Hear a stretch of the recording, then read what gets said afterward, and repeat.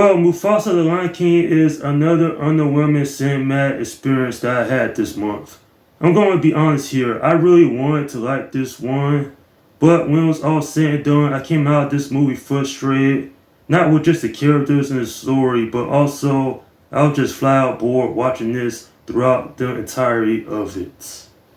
Seriously, the only reason this prequel sequel exists is because the 2019 movie made over $1 billion.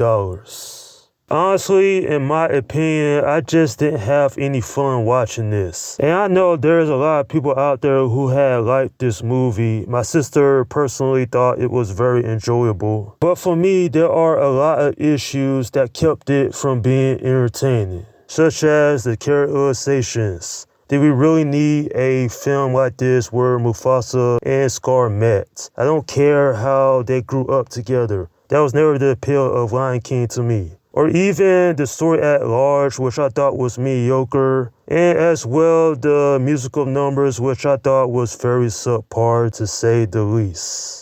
Thing is though, do I consider this one of the worst movies of the year? And to answer that question is yes, I do. And if I wasn't a YouTube movie critic, I would have skipped this altogether. Now, I did enjoy the visuals. I thought they looked great.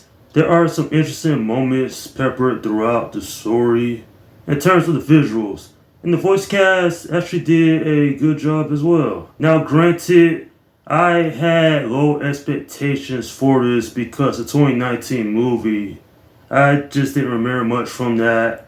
The only thing I really had remember is that the animals in that movie didn't have any type of emotions. But as far as animation goes, you just can't beat the 1994 classic.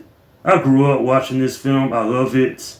But here, why should I care that Mufasa and Scar's origins started, how they became friends?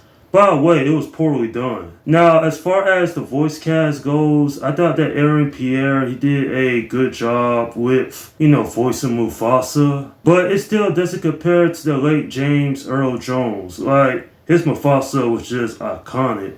Here, there are moments I was like, really?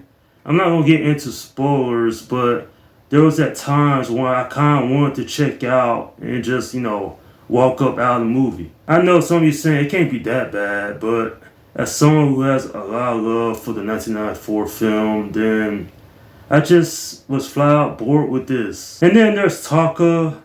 His characterization was kind of weak here. And even how he got the name Scar was kind of pathetic. And for some reason, Disney thought it was a good idea to keep going back to showing Rafiki, Pumbaa, and Timon. Like, really? It broke up the story and made it very uneven. And, if you're someone who had liked this movie, I'm not trying to knock down your personal taste. It's just for me, I couldn't get into this. At the end of the day, I honestly can't recommend this to families considering there are better films at the cinema. And I would say, unless you're really interested, skip this one because, believe me, in my opinion, this is not worth the time.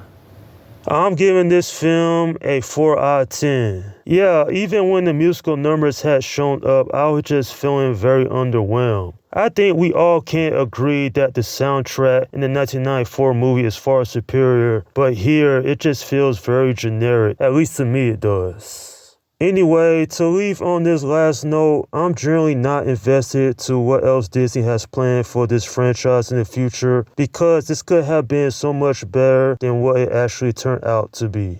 And that's my review of Mufasa the Lion King.